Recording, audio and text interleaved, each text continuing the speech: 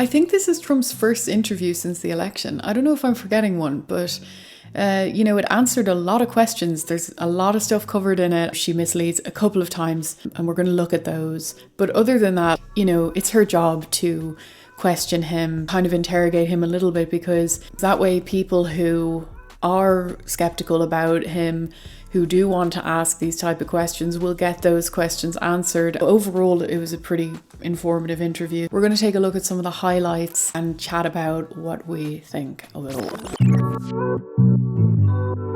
And Murkowski and Collins and whoever it was that voted against, but they really let us down. They did us a great disservice because we would have had great health.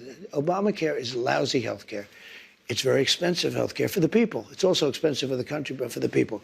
It's lousy health care. When John McCain gave his thumbs down, after saying for 10 years that he wants to repeal and replace, okay? And then he came out, put his now famous thumbs down, and he became a hero to the left. Let me tell you, if we find something better, I would love to do it. But but one thing I have to say, I inherited Obamacare. And I had a decision to make with Health and Human Services. I had a big decision to make. Do I make it as good as we can make it, or do I let it rot? And a lot of political people said, let it rot and let it be a failure. I said, that's not the right thing to do. And I had very good people in the medical area that handled that. And I said, what do you want to do? He said, we really have an obligation to make it as good as we can. And we did. We made it as good as we can make it. Instead of making it bad where everybody would be calling for its repeal, I made it so that it works. Now, but you did try to overturn it, sir. Well, it's lousy. You did try to overturn it. You did have your Justice Department try to direct the Supreme Court to. Now, of course, that's beside the point. He thinks it's lousy, as he words it, and he wanted to overturn it, but he wasn't able to achieve that. So he said, let's work with it and try to make it good, rather than just letting it sit there and, as he said, let it rot.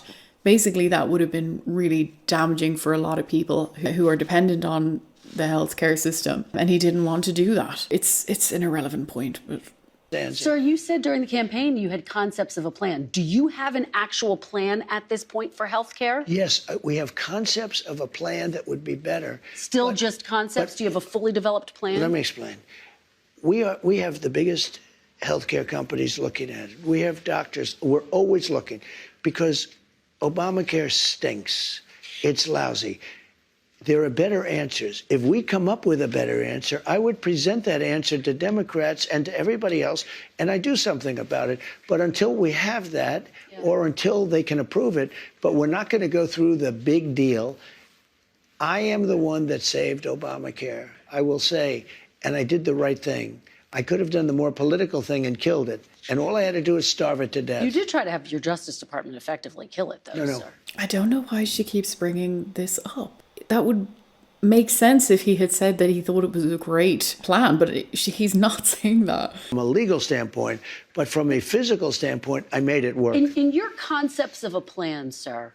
They love this concepts of a plan thing. He's getting people to work on it, and I don't understand the issue. A full-blown plan to completely redevelop the healthcare system in America. I mean, I imagine, as he's saying, it takes a lot of experts working on it and trying to figure it out, and it takes time.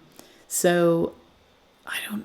Will people with pre-existing conditions still have coverage, and can you guarantee their prices will not go up? The answer is yes, they'll have coverage. You have to have it. And what about their prices? Because you know what? What about their prices, sir? I want the prices to go down. I want to have better health care for less money. And there are ways of doing it, I believe. And I have the smartest people in that world. You know, that's a separate world unto itself. I have the smartest people in that world looking at it and trying. And if they come up with something, I will present it. Now, maybe you won't be able to sell it. But if we get better health care for less money, I believe it's very saleable. Just very quickly, when will we see your fully developed plan? When are you going to show the I don't know that you'll public see it at all. I can only say that we have some of the best healthcare people. I've always tinkered with it. I think it's a little hard to explain. Obamacare, when I took it over, was a disaster. And I made it has workable. insured 20 million people. Yeah, because of me. Because of me. If you look at what I did, I was the one. I made it good. You tried to repeal and replace it. You tried to Because if repeal I and repealed it and replace it. replaced it, we would have had a better system because we wouldn't have had health care. And the Democrats would have been forced to do. She needs to let that go. That's bad. That's poor. Listen, throughout the full interview, she was all right, but there are moments that were poor. Let's have a look at this. You promised to end birthright citizenship on day one. Is that still your plan? Yeah, absolutely.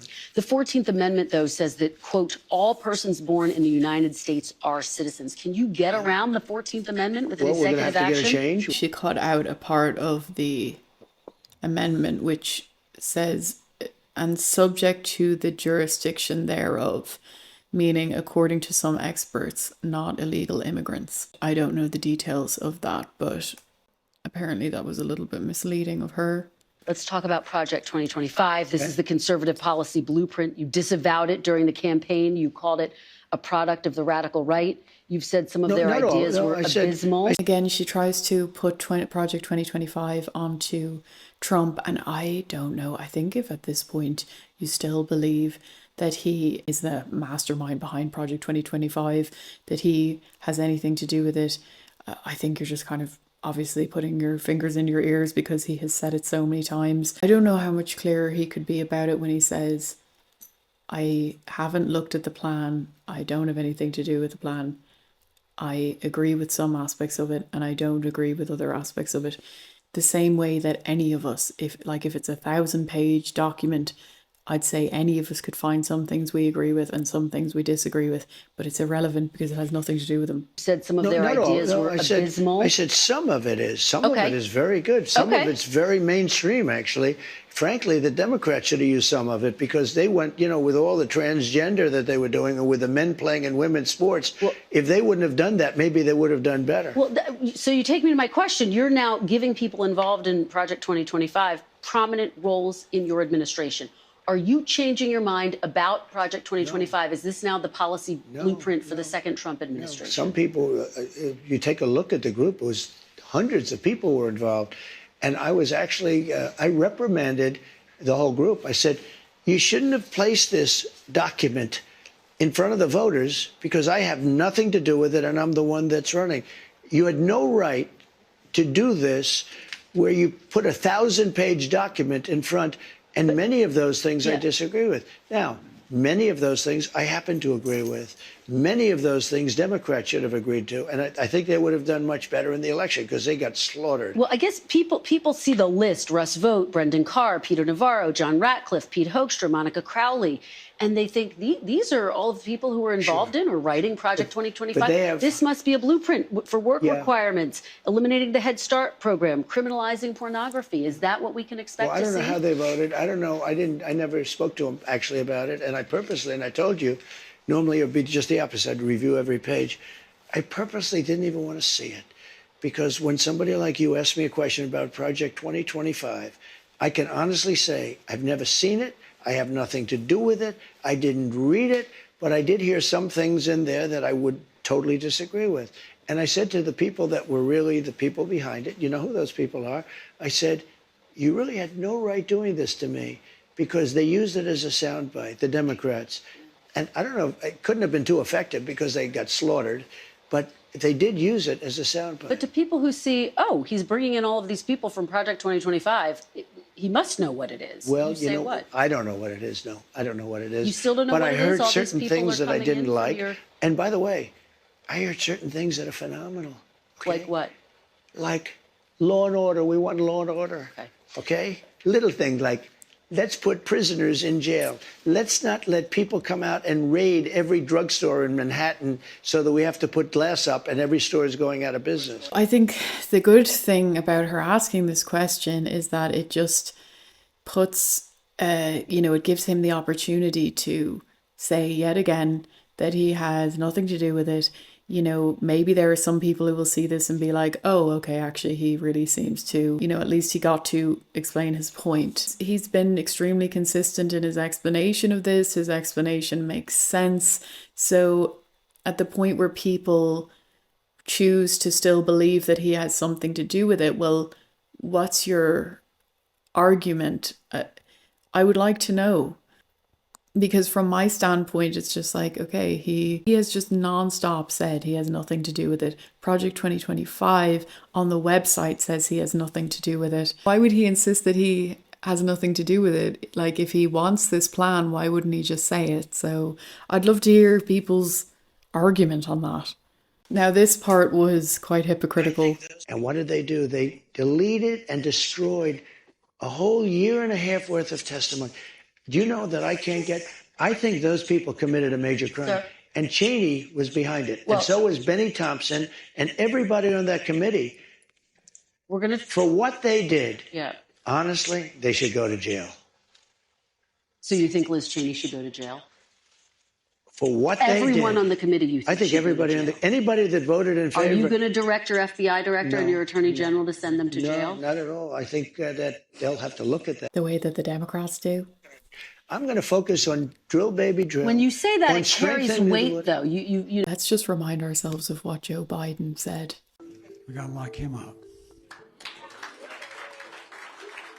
Politically lock him up.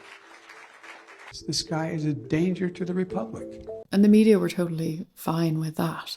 That is very two-faced, and it's why it's really hard to take the media seriously.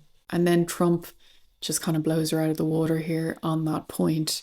Let me ask you this about January 6th. I wish you could be you have such potential. If you could be just non-biased, you hurt yourself so badly. I'm telling you, they deleted and destroyed all the evidence. Everyone knows it. And you slough it off like it doesn't mean anything. No, I'm just saying they deny it. That's all I'm saying. Kristen, if I did it, you would be standing up in that chair shouting at me. And you know what I'd do? I'd say, you got me. They have done something so illegal. That was like a real moment there. I mean, this is why people end up liking Trump, because he calls them out. He does what so many people want to do and have wanted to do for years. He just said it straight there. And that is like a moment where she's confronted with her own, like with the truth of her own doing, you know? If you go back 25 years ago, you had very little autism. Now you have it. I mean, well, they say because they're better at identifying it.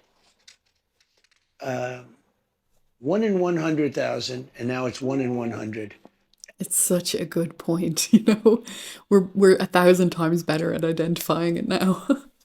That's a pretty bad number. Childhood vaccines. I mean, something is going on. I don't know if it's vaccines. Maybe it's chlorine in the water, right? You know, people are looking at a lot of different things. See, this is so important, and I just want to amplify what he just said. He said, I don't know if it's vaccine. Maybe it's something else, but shouldn't we look into it? And this is the thing. The media is constantly jumping down the throats of Trump and RFK Jr. when all they're saying is, why don't we just look into this and figure out, let's check vaccines, let's check chlorine, let's check this, that, let's just have a look. I personally don't understand how we are in a world now where just things that make sense, like I don't want war, I would like to do studies to find out if these things are as efficient as we think, or if they have any negative side effects that we don't know about, and just things that make sense and are actually very nice things to do for the sake of people in the world. And the media somehow makes that just sound criminal and monstrous. And then there are people who buy it. I mean, I don't know, what world are we in? Luckily, there are many, many people who have common sense and who think about things critically and can see past this stuff. Vaccines. I want them to look at everything. I want them to look at everything. What a great sentiment, you know? That is great to hear someone say that. We have had so many times throughout history where, because people didn't check, didn't research enough, everyday people suffered terrible, terrible consequences. So let's celebrate the fact that there are people coming into power who actually want to look into things and check. you know, who want us to be healthy and want to figure out how to do that. So childhood vaccines have prevented about 4 million deaths around the world every year. I think that's great. Isn't that... I'm all for it. I think it's great. Hey, look, I'm not against vaccines. The polio vaccine is the greatest thing. If somebody told me get rid of the polio vaccine, they're going to have to work real hard to convince me. I think certain vaccines are incredible. But maybe some aren't. And if they aren't, we have to find out. Sir, I don't have to tell you this because you've talked about it. It comes at a time when the country is deeply divided. And now you're going to be leading this country for the next 4 years. For the sake of unifying this country, will you concede the 2020 election and turn the page on that chapter? No. No. Why would I do that? But let me just tell you, when you say the country is deeply divided, I'm not the president. Joe Biden's the president. But you're going to be the president. No. I'm not the president. So when you say it's deeply divided, I agree. But Biden's the president. I'm not. And he has been a divider. And you know where he divided it more than anything else, and it probably backfired on him, I think definitely, is weaponization. When he weaponized the Justice Department and he went after his political opponent, me, he went after his political opponent violently because he knew he couldn't beat him. And I think it really was a bad thing. And it really divided our country. This reminds me of that moment, I'll see if I can find the clip, where Kamala Harris is asked about something. An interviewer says to Kamala Harris, well, you were, you've been in the administration for the last 3.5 years. And then she goes, but Trump is running for president. Wait, I'll see if I can show the clip. More than 70% of people tell the country is on the wrong track. They say the country is on the wrong track. If it's on the wrong track, that track follows 3.5 years of you being vice president and President Biden being president. That is what they're saying, 79% of them. Why are they saying that? If you're turning the page, you've been in office for 3.5 years. And Donald Trump has been running for office.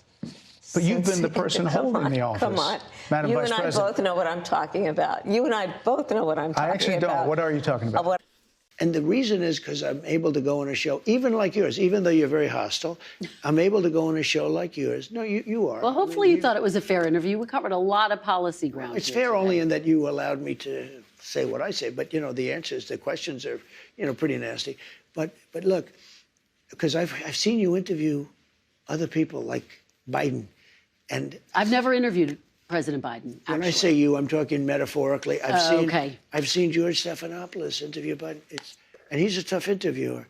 It's the softest interview. I've seen CNN interview him. They give these soft, what's your favorite ice cream?